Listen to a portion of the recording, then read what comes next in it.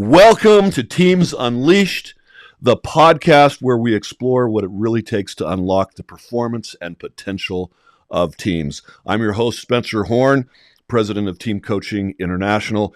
One of the biggest mistakes I see, whether it's any leader, or even experienced coaches, is this. The idea that teams need to move fast right out of the gate, jump into the work, start solving problems, get results. But what if that's actually the reason so many teams struggle? In today's episode, we are going to challenge that assumption.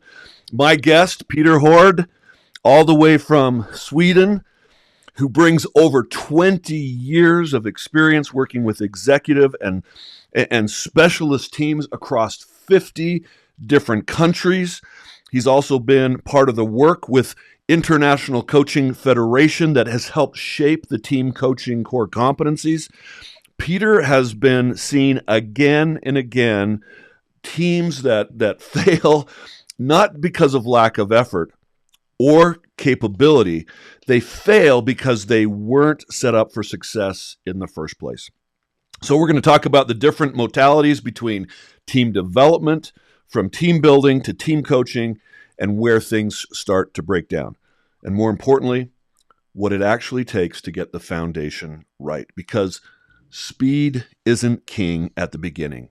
Patience is. And when a team is set up the right way, they don't just perform better, they get faster. Peter, welcome to the show. Thank you, Spencer. It's a pleasure to be here again with you. So, what's the last time we saw each other live in Doha? Yeah, in Doha in Qatar maybe 1.5 months ago, just 5 days before things started to happen in that region. So we came out.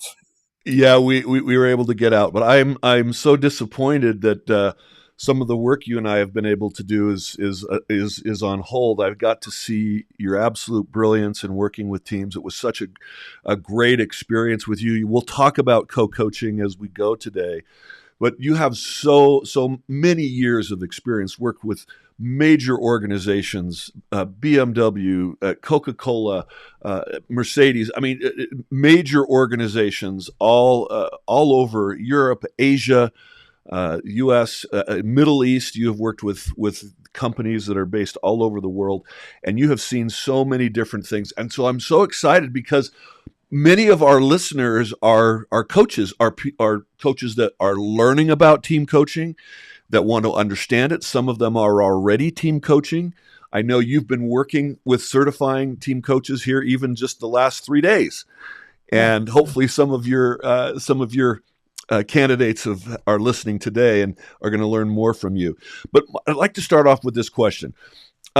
You've been involved in shaping the ICF Team Coaching Core Competencies.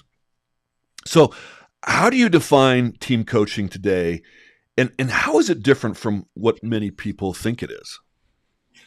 Yeah, I hear quite often when I speak to leaders about coaching their teams, they say, you can come and tell us what to do and provide some plans and things for us, so we just can follow that. I said, that's not coaching. That's sports coaching or team building or something in between or something else, because team coaching is also defined. We did that work with ICF. It's defined as a partnership with clients in a thought-provoking, uh, creative process that helps them to maximize their potential, both as individuals and as professional teams.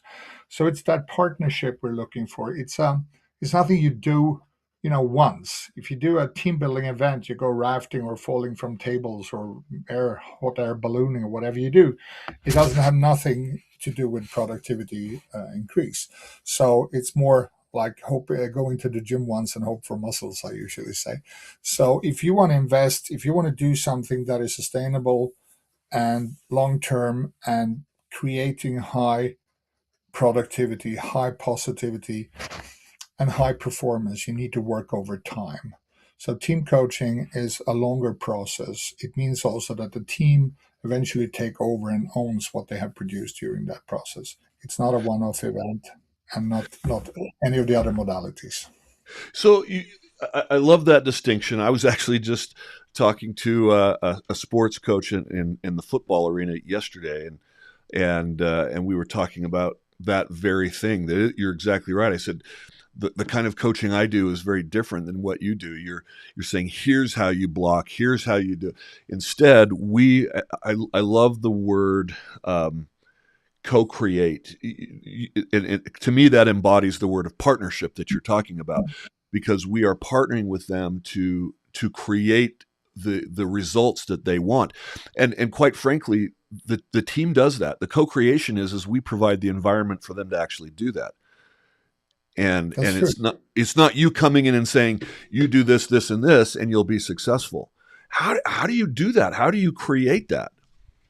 Well, I think what we used to say is that we try to help them by creating a safe container so that they can have the candid conversation they need to have. So we cannot just rush into that. We have to sow some seeds. We have to plant some ideas. We have to trial them to see how they work currently, and then sort of take that down to bits and pieces and say what's working, not working for you. We're trying to mirror what we see back to them so they recognize themselves and finally understand we cannot do this anymore. We have to change our way of working and our way of partnering with each other. So, by just early on, and you remember we did that in Qatar, we put them into an exercise, and afterward we have a debrief. And quite often we hear, why haven't we worked this way before? Why are we still doing things that we did back then? And no, it doesn't work, and then we wonder how. And so it's just this small steps, and this is what we mean by the patience. We have to be patient. We cannot just rush in and either for us hope for success immediately. We need to see where they are, get that zero base, get them ready to buy into team coaching, and then take step by step until they're ready to fly. Right, and you gave the example of going to the gym. I mean, I need to go to the gym because I have, for over months and years, eaten wrong, exercised wrong, and now I can't expect that is all undone in one session. So they have maybe come from a place where they at one point were high performing or been able to produce the results they want, but over time, bad habits happen, stress happens. I mean, the example of our client, the geopolitical forces that they experience on top of just the dynamics of the job itself are crushing in many circumstances. And so what happens is sometimes team leaders get into survival mode and they create an environment where they have almost learned helplessness, right? And it's done over years and months. And so what we do is we come back in and basically help them rediscover their capabilities to heal themselves almost, right? So that's what you're talking about, is you're mirroring back what's going on, and we're saying this is how you look in the mirror. Is that what Yeah, you want?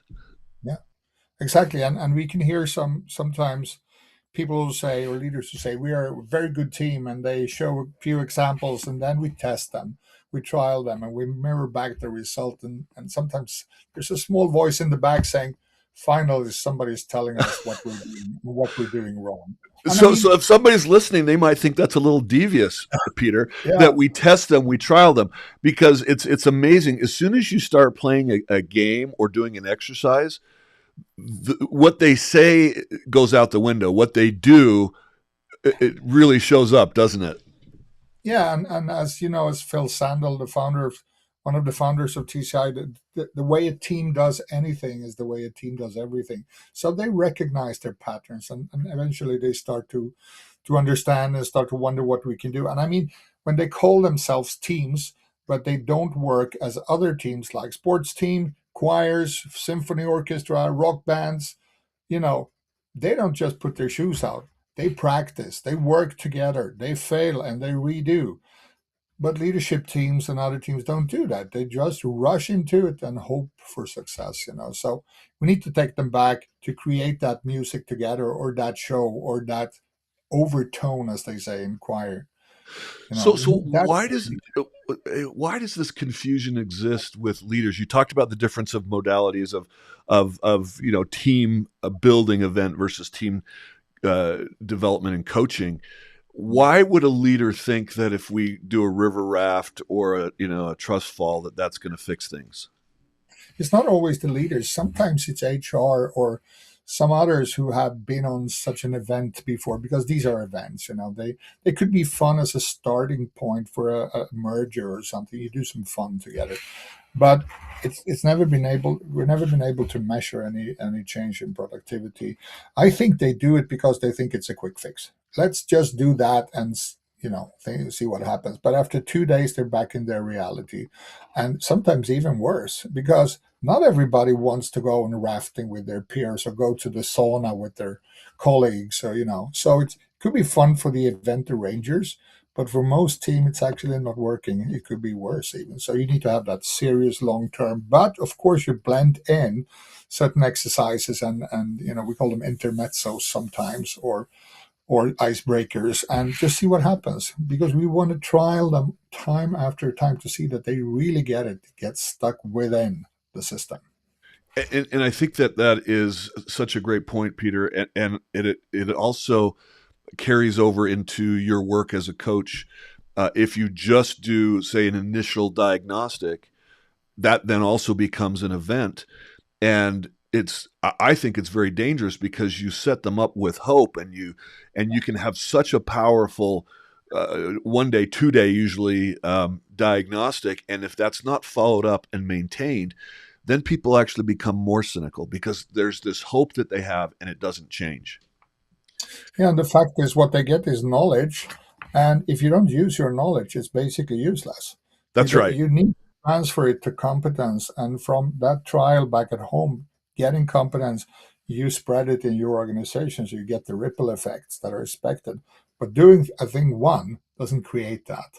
Yeah. So I think that's the investment, and you should ask them, if you don't do this, if you don't jump onto an opportunity of, let's say, grow 20% as a team in productivity and positivity, what's the cost of that? Just leaving it. So if you're listening, it is our experience at Team Coaching International that if you go through a team diagnostic and work with a team over time, you will see an improvement in productivity and positivity at an average rate of 20%. I mean, it can be more. I've seen productivity in terms of revenue increase 50% in less than a year.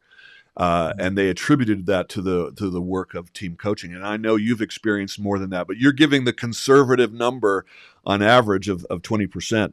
Um, Peter, you said that most teams fail before they even begin. What are they missing in that setup phase? Well, I think they're eager to show results for themselves and for us coming visiting. But it's like, if you if you're not ready with the whole, let's say you're out to sail somewhere else, you don't bring half of the staff on the boat, you don't bring half of the sails, you will not get that far, and you miss some people back wondering, what, I should be there, I'm not there, why is this? So sometimes we rush, and we have to hold the jackets of the leaders sometimes, because if you rush, you forget your resources. And this is one of the big things with teams. Most leaders don't know how to use their resources. So until you have untapped them, and this is what we help them with, finding the meta skills and the tools and exercises and resources that they don't use within the team, you will not be able to get where you want to. I have so many examples. I have so many examples of leaders who try to stick with their issues and problems and demands themselves. But when you put them on the table for the team to jump in, the team wants to create a result with your leader, and the outcome is multiple times bigger than what they were expecting. And when you tell about your team working and what the work they've done well to your peers and your leadership team, they will want to make it even better than that. And I have such true stories of a leader who needed to save 300,000 pounds, UK pounds, and the team helped him to save 400,000 pounds. He then told his peers in the leadership team about this story, how he used his team. And a month or two later, another guy in that team came back, said, I listened to you, my team saved me 700,000 pounds. That's the growth. That's when it's happening. And so I love that. I love that story. And what that shows is, first of all, proof of concept. This team coaching process absolutely works. We say this in working with teams. We have several assumptions. First of all, a team exists to produce results, right? We will say that again and again. And so when you are a coach and you're talking to the team leader, we are on your side that the team has to produce whatever it is that you're producing, whether it's a nonprofit, government agency, education, higher education. The result is the outcome of what it is that the organization exists for. But to be able to do that at a sustainable rate, at a an improved and more efficient rate, that has real value to an organization. So we're coming in saying we will help you, and in this case, you're talking over £1 million saved with just two teams within the same organization. If what I heard is right, It's true. and And and about and so, and so I bet that what happens is that you get a lot of referrals. yeah, I got to, there's quite a few of team members that have come back. I had one last summer calling me 10 years back. We worked together in China in a multinational team. And Yeah, she said, I'm always thinking of this. Now I have this new role. Can you come back and work with me? I have another leader who came back 4 times. Every time he moved to another role, he said, it's time again, Peter. Let's come back and do this. I love it when So, they move to a new role because they know that the process will work again and yeah. again and again. And it's just, I think that is fantastic. That's a testament, though, um, to your ability to execute the process. And there's so much more than just the process. It's the trust building that you create. I think in part of the question, I want to share with our listeners. Peter, you and I have been working on an engagement, and we have been. It's something that has been going on for months and months. Even before I came on the scene, you were working on this, the setup for this particular client, Right. and we're working with the team leaders. What is it? What are the outcomes? What do you need? So helping them also see what may be a challenge. So in a sense, we're doing some consulting in the beginning, but we're also identifying what it is that they want, and we are co-creating before we even get with the team. That takes sometimes months. And then when you and I started to work together, it's how are you and I going to work to make sure that we're helping the team leaders achieve their goals? Because we have to come in and be completely aligned with how we're going to approach it, or we will bring our own dysfunction to their dysfunction, which could create disaster. Yeah, and I think it's that balance of preparation that we do together to create our alliance, how we want to be together, what we want to show them or give to them, and how we help them to create their alliance. That's the beauty of it. And then we dance with what happens in the room or what wants to happen, as we say. Because I mean, when you've been doing this work for a couple of years now, you get eyes in your back, So when I'm watching half of the team, I notice what's happening beside because I see what they're looking at or what's happening. So I can turn around and say, and what? So that's also I believe if you're an individual coach today, you get equipped with so much more tools, ways of working, ways of understanding that a system, I mean, an individual is a system, right? We have different fingers and arms and eyes and things that need to work together. The same is with the team. But in team coaching, you don't go that deep. Often you go more broad because you need to watch. It's like you're in a TV uh, um, shop, or so you're buying a TV. You have all the screens, and you have to say which one is. They're all on. Which one to look at? Which one is the best? Where do I find? And so on. So that's just constantly spinning and fade, as we say. You go in and you go back, take the big picture. You're constantly moving. So team coaching is sometimes tiring because you are everywhere. You're like the guy in the circus who spin the plate. And then the public says, wow, it's going to wobble. You have to go there, spin it, back off. It's a lot of physics in this, but it's what also engages the team because they notice that we hold them in this, we hold and create the space for them so that they feel the psychological safety they need to feel Well, and and working if with. you're listening to this thinking about certifying to be a team coach, We help prepare you for that. And one of the things that, you just talked about spinning and fading, as a coach, we're not doing the work of the team. We are helping them do that work. And sometimes they need a little nudge, right? Their Yeah. behavior is showing up. And Mhm. so you'll come in and maybe just set up ask a question or set up a process and then step back. That's the spin to get the table, the plate spinning. And then you step back and let them say, oh, wow, okay, we hadn't thought about that. What does that bring up? And then the discussion goes forward, and it's our job. And it was. I think one of the funnest things that I had about working with you is they thought we'd known each other forever because of how we work together. But I think we had 8 versions of our agenda before we even started, and then we had 6 more in the actual day. Yeah, and that's the thing, we adapt to their reality. We want to be there with them, capture what's happening, give it back to them, maybe give a nudge, as you said. So we have different roles. We're sometimes we're of course we're coaches and team coaches, but we're sometimes teaching. We're sometimes not a colleague because we're always on the edge of the system, but we can help them be an architect or a therapist sometimes, or even a challenger coming in, and you do things with them and for them, and tell them really, really tough things. But it's tough love. We want them sometimes to get a move on because they get stuck in their ordinary conversation. So it is.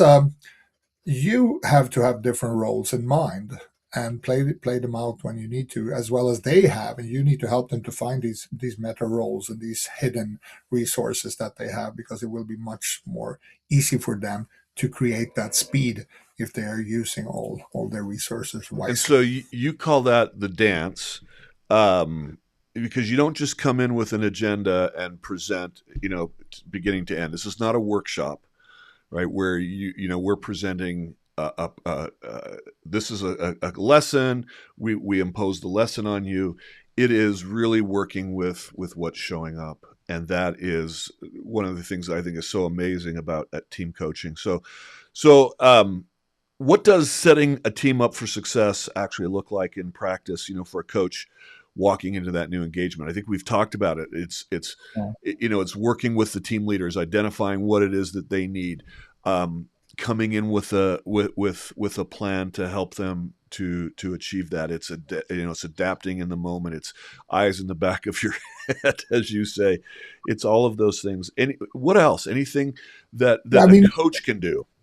yeah, it's a real setup. It's for them to understand what we're doing, what team coaching is, what's my role, what's their role, what I'm doing or not doing, so they understand how to use me. And then we do the same with them. What kind of roles do they have, and how do we need them to behave? So we set up a set of rules of engagement, Yeah, to find our way forward. So that's where we start off, and then we work through, their experience of being in high performing teams, and they share that with each other. And already then you can notice confirming nods and smiles, because we have all been in teams that have worked. We've also been in teams that didn't work.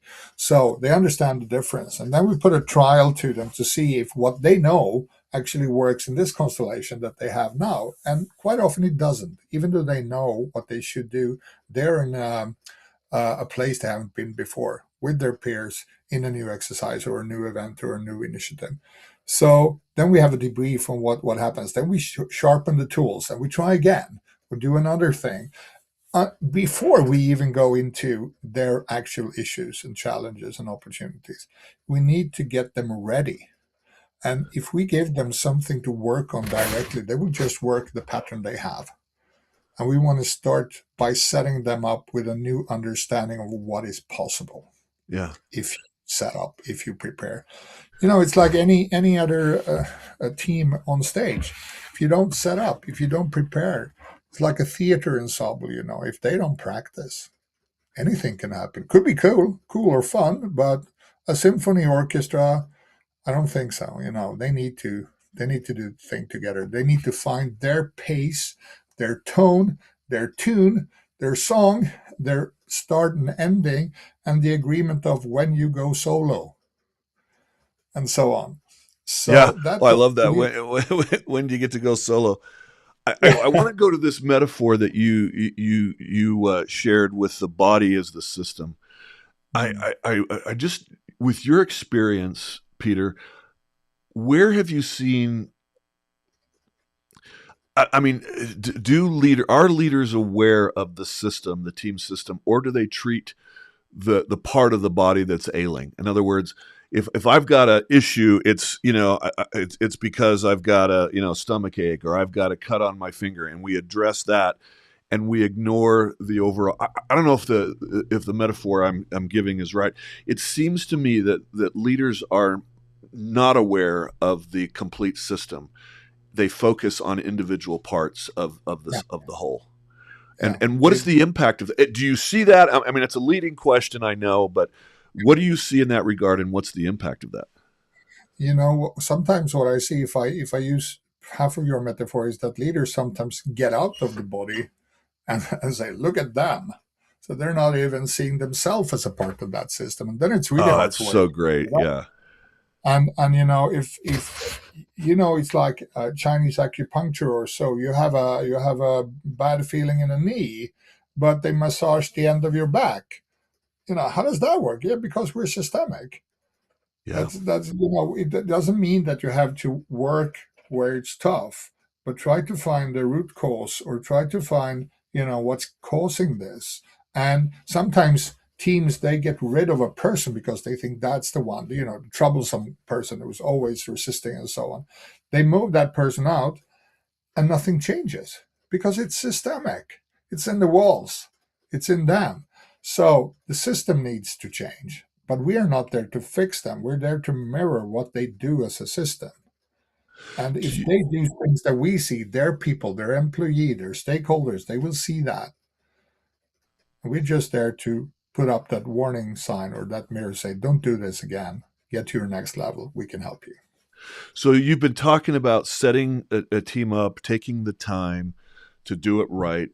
What happens if a if a leader or a coach rushes in too quickly to start solving a problem? What does that cost the team? Well, there is only one person that thinks they're ready and move on, and it will leave the others by the fireplace and still thinking about, still talking to each other. I had an experience yesterday. We do an exercise we call a need and trust circle. We put people very close to each other in a ring. They sit with their knees touching each other, Yeah.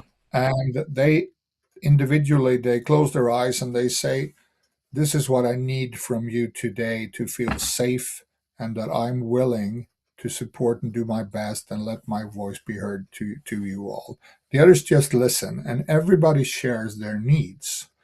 And when they're done, you wait until it dissolves it when they're ready to go to work. Because I did this once with a team, and the leader was just after everybody has said their thing. He said, "Yes, that's it. Let's move on."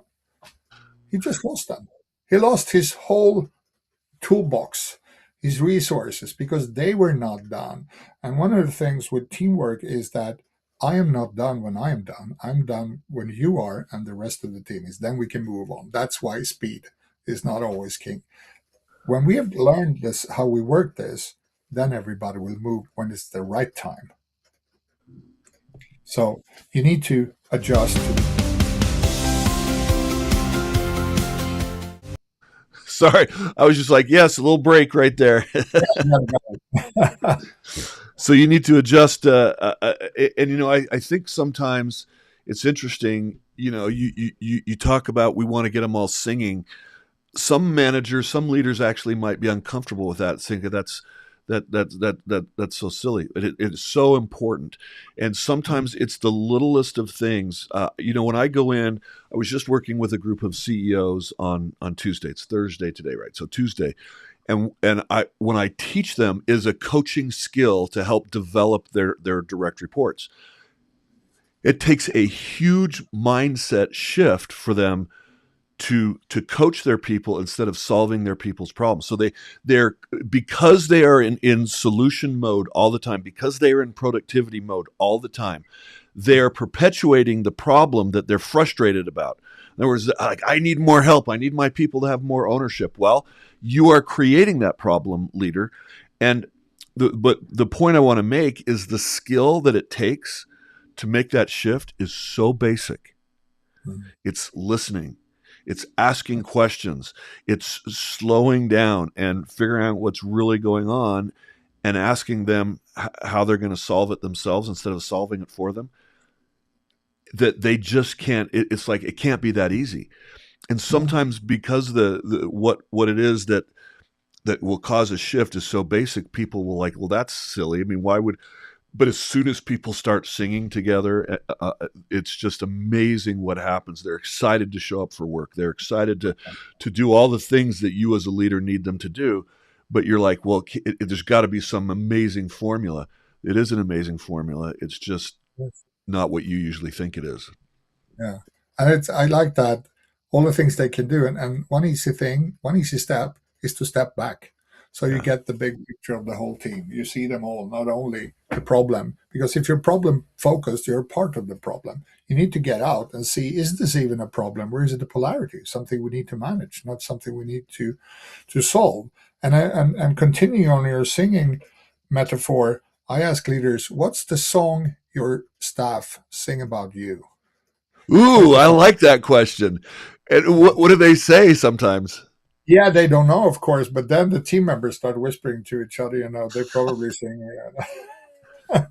So it's everything with music, and music is a metaphor here. What we mean is when people are in the same pace, they have that same tone. They show up as one team, not as pieces of a puzzle, Yeah. and they have one language or one system to work with. Everybody wants that. So many teams say we want to have one system, one department, one voice, and they act like, I don't know, a first-time choir people. It sounds a little skewed before they come together and find that overtone. I've been in a choir. I'm a drummer. I'm a pace guy. I love to see what happens when me and the bass guys suddenly go, yeah, that's a good, yeah, Mess with the band. yeah. And then somebody goes for a solo, and everybody goes, "What are you doing?" I had a story with my friend and colleague Annika. She got emotionally hijacked. And Annika, if you're listening or in here, you know this. We always tell it together. One of the team members came in late and explained what happened. It was an ambulance. It was something happened, and Annika got totally hijacked. Said, "Oh, that happened to me too." And then they started to have their own thing, and I was trying to pull her back. Come on, we have a team here. And what we did with that, when I told her, Annika, can we continue here, please? And we decided this is how we play it together in front of the team. She said, yeah, of course. And then she said to the team, did you notice what just happened? So we used a thing that happened to us as a normal thing. It happens to teams, even the smallest, the pair. It's okay. You can come back. You can talk about it and see how do we avoid doing this again. And this is one of the other beautiful pieces with well functioning teams. When they're done with their meeting over the day, they stop and sit down and say, what did we learn about ourselves today? How did we follow our rules of engagement? Did we accomplish what we wanted to do? But What was enabling us? What was derailing us? How do we learn from this and move to our next level for the next meeting? And how okay, do so we if really? you're listening to this is gold right now. And I want you to, why don't people do this? It's exactly what we're talking about because they're in such a hurry. Speed is killing, but the patience if you just slow down for a minute at the end of the day, and it takes how long? 10 minutes? 5, 10 minutes, to Five, hear ten everyone. minutes. And we're so busy that we don't slow down and take 5, 10 minutes. And if you do what Peter just said and ask those questions, everything speeds up. Yeah, next You time. slow down to speed up. We have a comment from a listener that's live. So I'm gonna put it up here. It says MJ says invaluable insights on high performance teams. Exactly what I needed to hear today. Keep up the great work. Thank you, MJ. Thanks for Very good. for chiming in live. We love it when you do that, listeners. If you make comments or even if you have questions of us, we'll be able to put them up and address them, and we love that. It just makes the show a little more dynamic and fun, and we want to do that for you. You mentioned a word, Peter, polarity. Mm. And it's actually something that you, as you are certifying other master team certified performance coaches, that they need to look for in a team engagement. Would you explain a little bit more about what polarities are and how you look for them? Yeah, what we see sometimes is teams that still have the same questions on their agenda for their meetings, and it's been on this agenda for many months. It's point 21 on the agenda, so you never get there. And this is because sometimes teams are too big, they have the wrong things on the agenda, they don't use the peer collaboration on the level below the team. Yeah, Uh, and what happens is that, um, no, come back to the question again.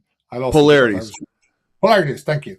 So what I say, these are combined things that we need both of them. So it's not something we need to solve. We need to manage them.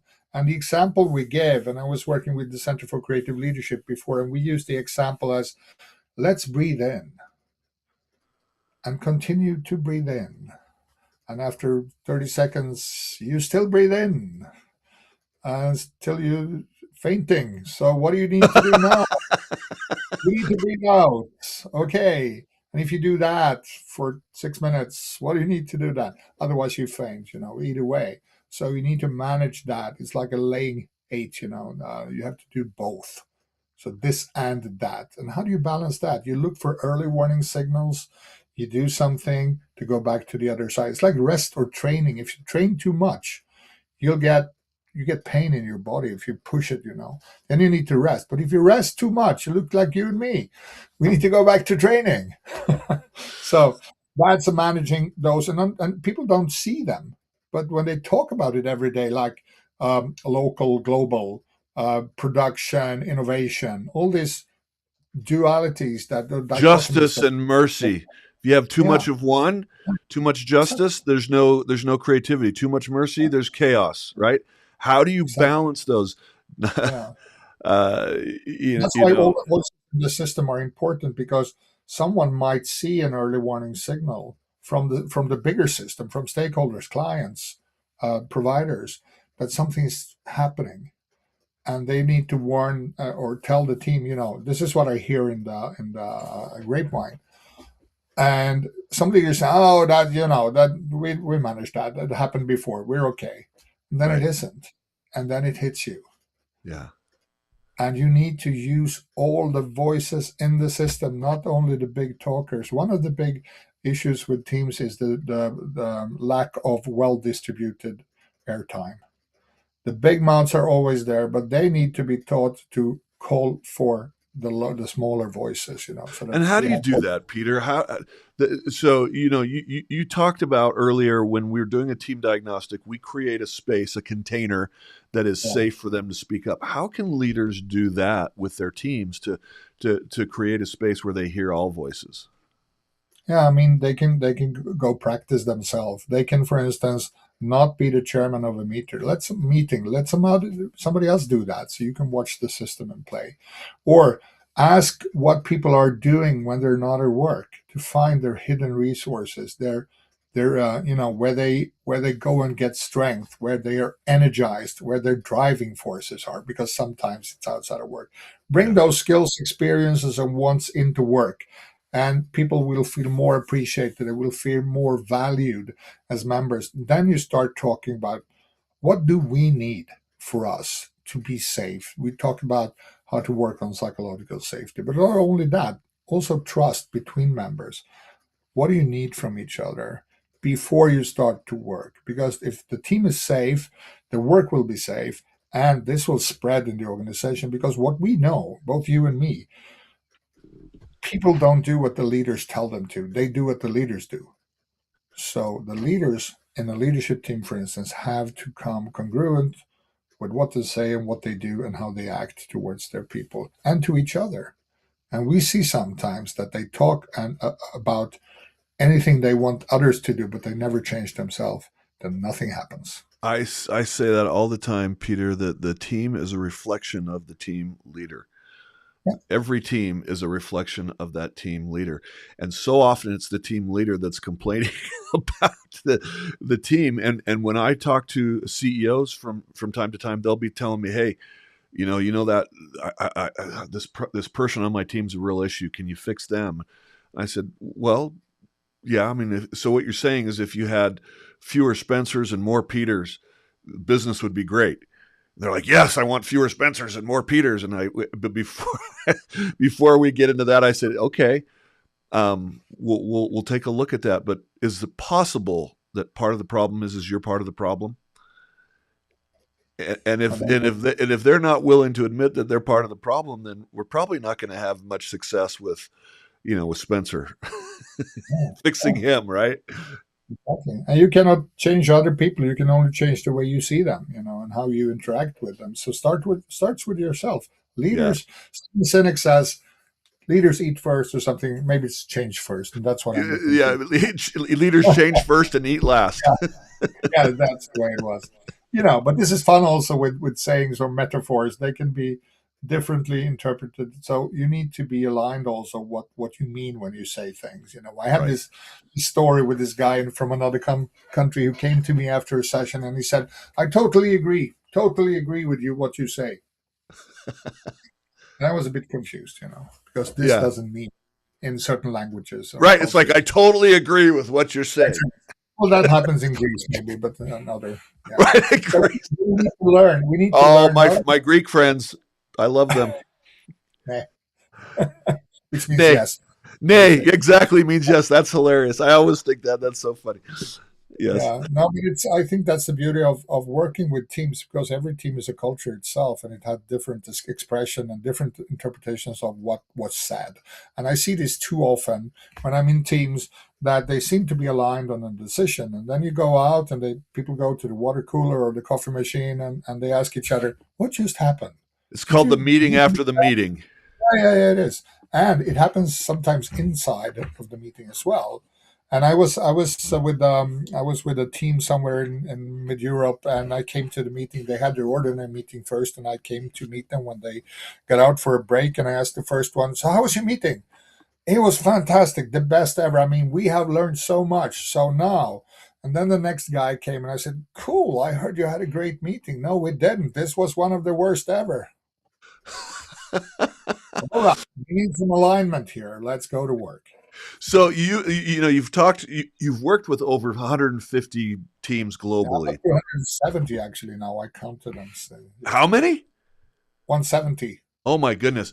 And so this is obviously a problem that you see. Any other problems that seem to show up again and again when you're when that they struggle with early on when you start Um, working with them? Lack of follow through. You can really understand if a team is buying in, if they understand mutual accountability, and it's Right. the second time you meet them. Have they delivered to themselves, or are they trying to deliver to me? And if they haven't, they're full of excuses. So we have to talk about What do you learning of mean this. they're trying to deliver to you?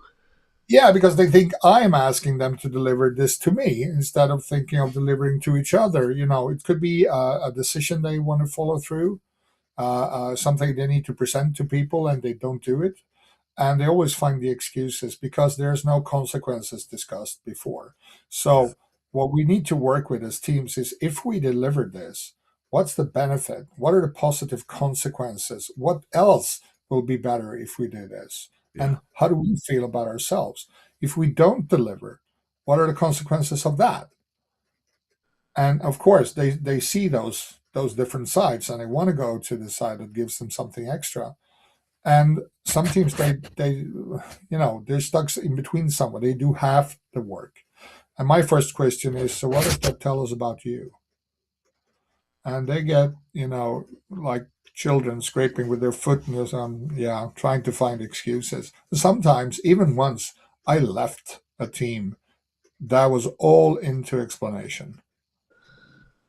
And sometimes you have to be assertive and say, if I'm going to work with you, you're going to be serious about yourselves. You don't doing this for me. I'm not here to fix you. You're responsible for you. You are the ones you're waiting for. Get into the learning of how to find yourselves. I can support you with that. I'll create that safe container. I support you with questions and exercises and tools so we can trial together, reflect, debrief, and learn. And next time we'll do it faster. You know the experience we have with the exercise called the helium stick. Yeah. Second time, first time is just chaos. We won't get into the details, but mostly the first times of all of these exercises we do, it's a chaos. Then we have a debrief. They learn, they go back to practice.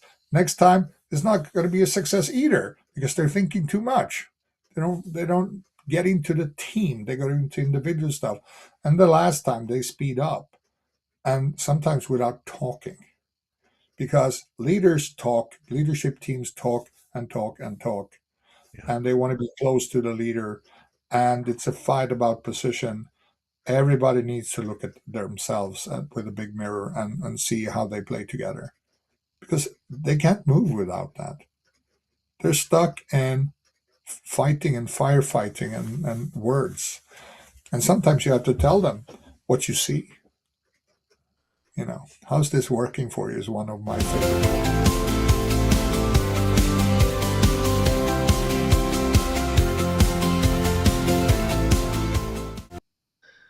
How's this working for you? I love that question. I also love the question, where else does this show up? Mm, You know, exactly. where And else that's, where else is this showing up on your team? Where else is uh, this showing up in your work? And the stories that they're telling about themselves is part of the perpetuating of the dysfunction, right? I mean, they're justifying why they are the way they are instead of. And sometimes, that tough love is really, I mean, you want to stay here, then sometimes they need to be sick and tired of being sick and tired before they're ready to. yeah. And sometimes it's the smaller voices that come up and say, "Hey guys, I'm usually silent, but I can't hold it anymore because we're not listening to all of us. We're not doing what we say we do, and we're not asking just that question. Where else does this show up? It shows up with me. I notice, but I don't feel yet that I can come in and share, but I need to. So Yeah. we are helping also the small voice. I call it the small voices because they're usually the one with the solutions and the best ideas, but they're thinking and they need to process. And that's why we want to do, sometimes we do 2 day sessions on the first time we meet, or lunch to lunch, because the social event on the evening, the dinners, create something. It bonds and we see people at work together. The next morning, the people who have been thinking have beautiful solutions because we waited for them. And you need to do that. You need to sleep on it. I couldn't agree more because sometimes they really struggle in the when you talked about the helium stick, great process. If you're a coach, it's one of the processes that we will teach you in really revealing what's going on with the team and how blame. We actually get into the four toxins that the Gottman Institute, and this is an activity that once they say, "Hey, we're great," and then all of a sudden we throw this activity at them, they start blaming. Why are you doing that? And they start being defensive, and it's just powerful. So what happens, Peter, exactly what you're saying, is the loud voices are talking and yapping, and it's chaos. And those who are thinking, they can't think clearly. And once they have that time to think overnight, you're so right. Overnight, so many things change because people are slowing down and saying, is that how we really show up? We just exposed ourselves, and now what are we going to do about it? And it's a wonderful thing to do, to be that self-contemplative. And I have a video which I'll put in the show notes if because I'll put a video of the helium stick in the show notes. I did this with a Miss America group in Nevada once. It was so hilarious, Peter. It took them 8 times. Now I don't always do that, but I gave them 8 chances because they were just so hysterical. I mean, they funny. They were because they would go and they would just start laughing, and then we were just like, okay. And by the 8th time, it got so quiet and so focused. And when all the voices and the laughing and the the blaming, once that stopped and everybody focused, magic happened. And it was amazing. And they can see the difference of what happens when we just start singing, as you said, together as a team. Yeah. Well, we've been talking now for quite a while. I have a couple more questions for you, Peter, as we wrap up. So, if a coach is listening and wants to improve how they start engagements with teams, what's one thing they should start doing different right away? Well, I understand most of them coach leaders, and at least some of them do. So you have the person you need to get to there. And TCI has this wonderful team leader view that you can use. You can offer a leader to say, well, what if we took a look at the way you see your team, Yeah. and get a discussion from that. And when they see the result of their own view, it's an excellent opportunity for continued coaching because you will address their leadership within that team picture that they paint. But you can also ask them, what if you got the same information from your team to see how aligned you are on where you are as a team? And you can start from there. Also, I think expanding, taking a step back when you have a single coachee in front of you, take a step back and say, you know, you're a leader, but leadership is a social process. So you lead others, right? What Yeah. if we bring them in?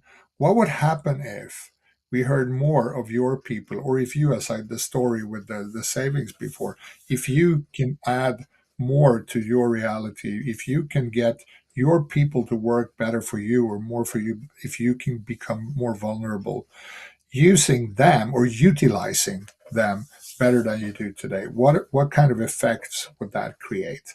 And Yeah. it's so hard for a leader to say, well, if I haven't done this, what's the winning of continuing not working with my team when I can see so many benefits that whatever I learn from coaching, you multiply this because others learn. It's like a leader says, oh, from coaching, I got, my light went on. I really got it.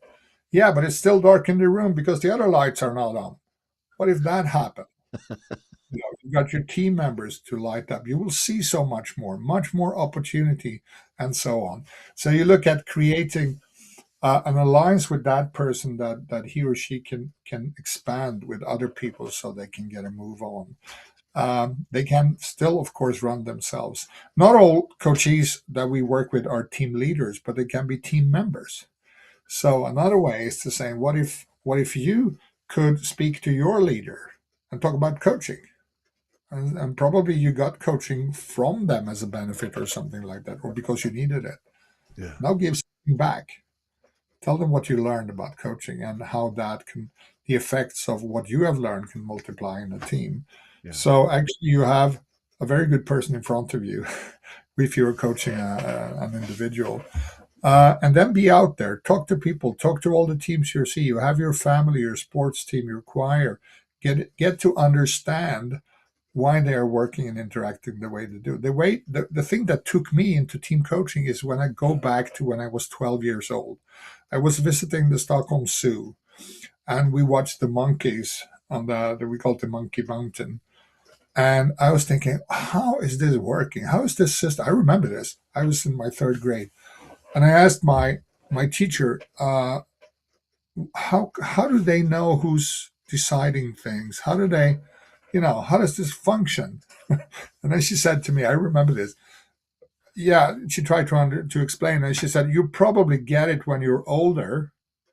I still meet those monkeys. I Yeah. still don't understand them, but now I know what I can do to help them, and I can also distribute that knowledge to others. This is what I love. The experience I had yesterday for 3 days with my colleague Annika and 12 wonderful coaches that we're moving into team coaches. I mean, the feedback we got, the immense, the increase in learning that happened there and then over 3 days, their strengths coming into play. And we saw them go from, small, not small creatures, but really blooming, really coming out with pride, really showing the whole register that they had and what they've learned. And the feedback to us was amazing.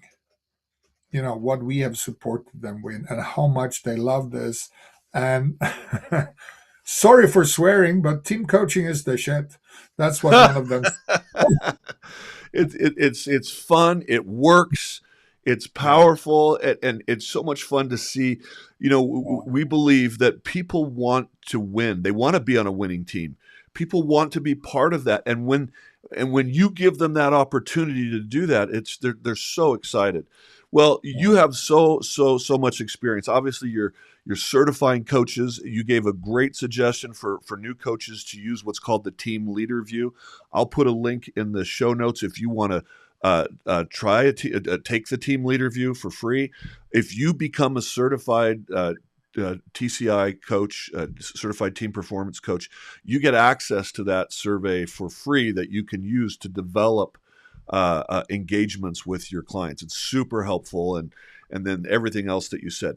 Now you've finished writing a book because Yeah. you are working with other great team coaches all over Europe and around the world, and together you have written a book. And the only thing that you're waiting on, I guess, is just what the cover is going to look like. Is that right? Yeah, so we got some suggestions on the cover, and I also a couple of years back created a global network called the Global Team Partners, and we have a reach of team coaches from Shanghai to San Francisco. So if people are interested and getting into becoming a skilled team coach, there's a space for you there, and there's a such a learning opportunity when great team coaches come together It's a and community, right? It's a it's real. community.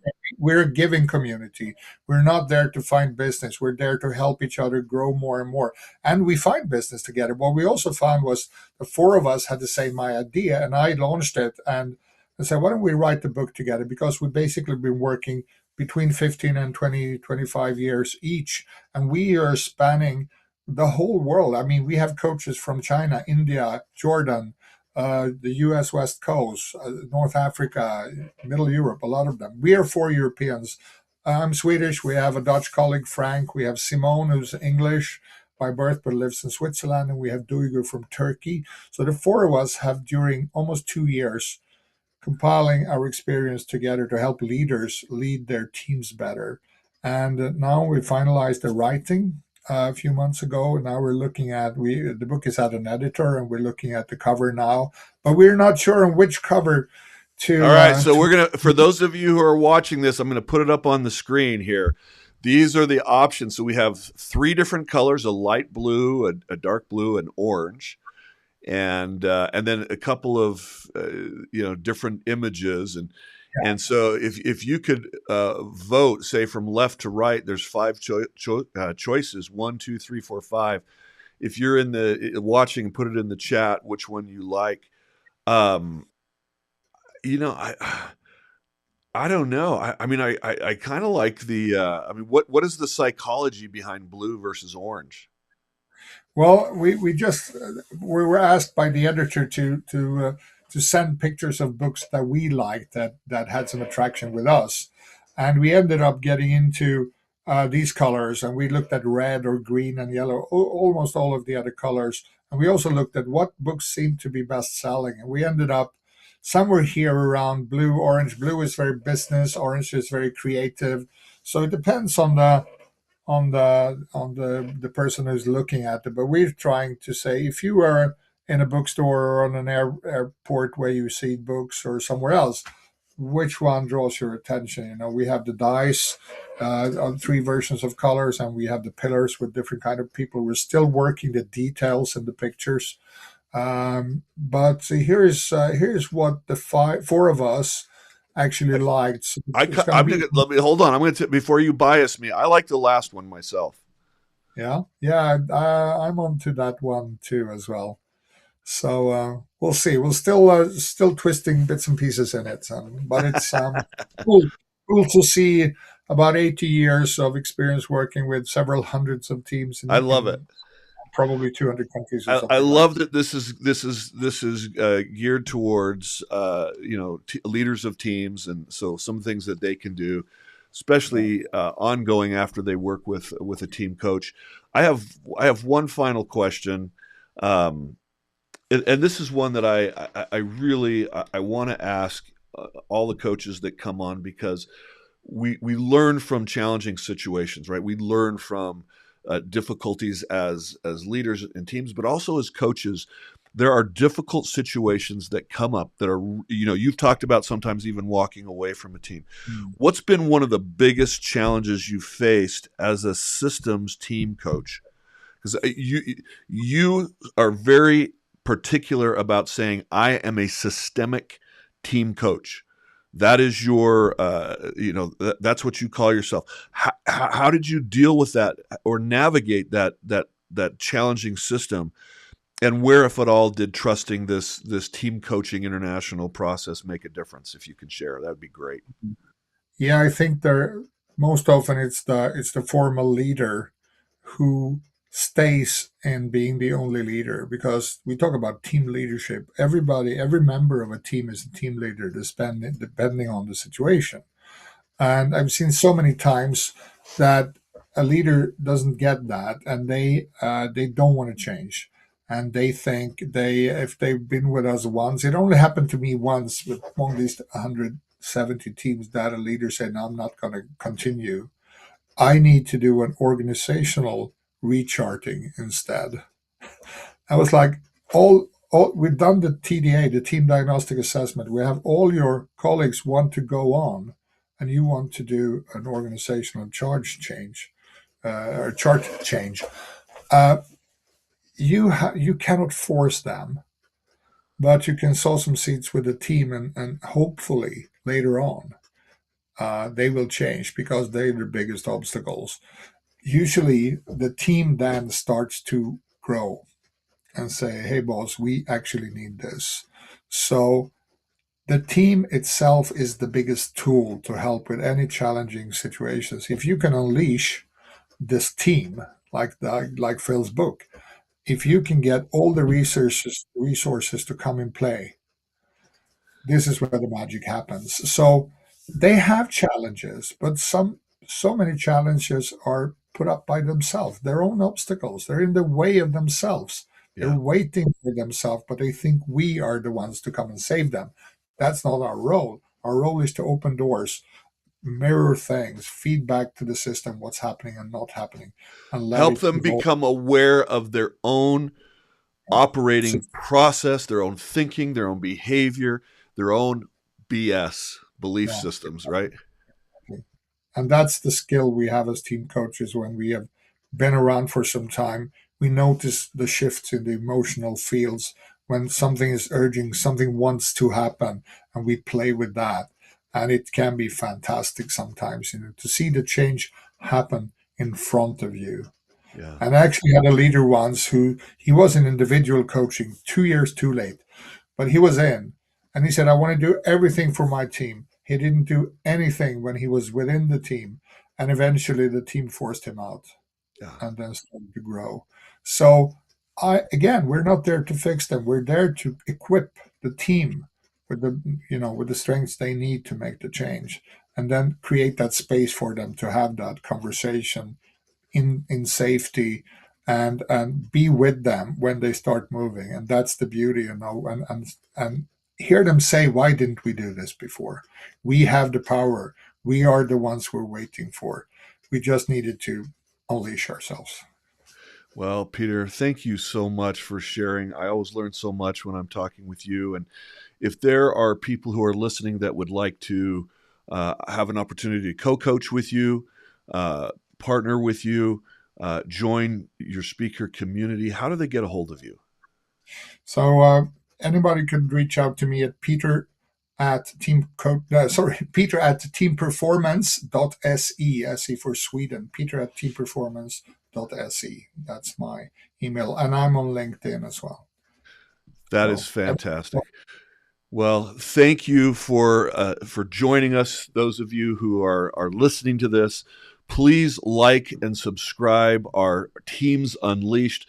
This is a team coaching international, really project of love. We are so excited to highlight some of our incredible team coaches with so much experience. We want you to come back and learn more and have success in working with your teams, and just love this work. It's so much fun.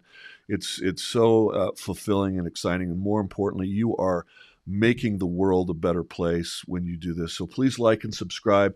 And Peter, if you'll hang on for just a second, there'll be a little moment of silence after we Thank you. play our outgoing music. And goodbye, everybody, until next time. Thank you.